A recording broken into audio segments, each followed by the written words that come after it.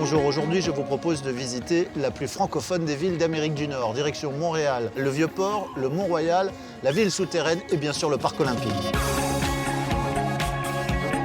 Montréal est la porte ouverte sur le reste du Québec, mais Montréal est résolument urbaine. Il y a plusieurs quartiers comme le Vieux-Montréal, qui est la partie historique de la ville, qui est très agréable à visiter. Le centre-ville avec toutes les galeries marchandes, notre fameuse ville souterraine qui est en fait un réseau de plus d'une trentaine de kilomètres, tout ça en souterrain.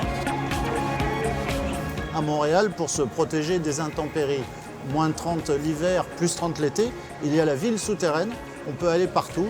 Le problème, c'est de bien se repérer par rapport aux ascenseurs. Le Mont-Royal est notre poumon à Montréal, un parc assez exceptionnel où on a l'impression de se retrouver en pleine nature. C'est vraiment ce contraste entre la ville américaine et les quartiers à l'européenne. Il y en a pour tous les goûts. Tout se transforme, nous sommes dans l'ancien vélodrome des Jeux Olympiques de 1976, reconverti en biodôme sur 7000 m². Les différents climats américains sont reconstitués de la forêt équatoriale à l'Antarctique.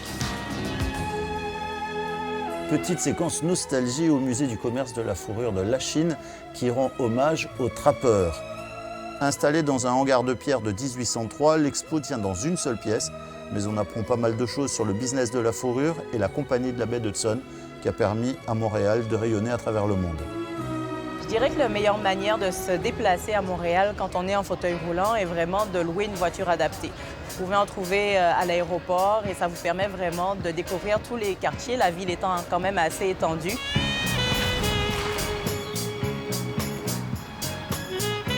En plein cœur de Montréal, vous avez la possibilité d'utiliser le circuit Gilles Villeneuve. C'est gratuit et ouvert à tous.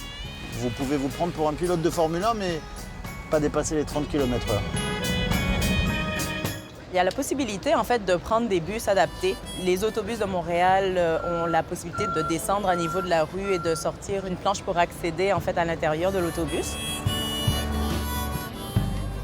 On est dans une ville francophone, la deuxième ville francophone après Paris, en fait, dans le monde. C'est quoi un dog vietnamien? C'est notre hot dog maison, donc on fait la saucisse de pain par-dessus ses façons rouleau de printemps. Donc sauce arachide, carottes marinées, basilic, thyme, coriandre et un peu de vermicelle frit sur le dessus. Merci. C'est sûr que c'est un atout pour tous les Français et l'ensemble des francophones qui viennent nous visiter. Je reviendrai à Montréal. Au musée McCord, jusqu'en octobre prochain, une exposition présente l'histoire du Québec à travers sa musique. Culture, gastronomie ou juste la bonne humeur et le plaisir de vivre, il y a toujours quelque chose à découvrir et un endroit à visiter, été comme hiver. De mai jusqu'en décembre. On peut capturer toutes sortes d'espèces. Il est là, il est là, il est là. Oh, regarde.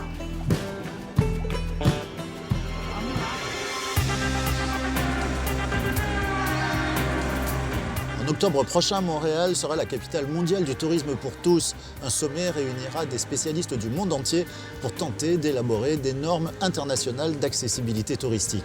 Voilà, il ne me reste plus qu'à vous souhaiter une très bonne journée. À bientôt.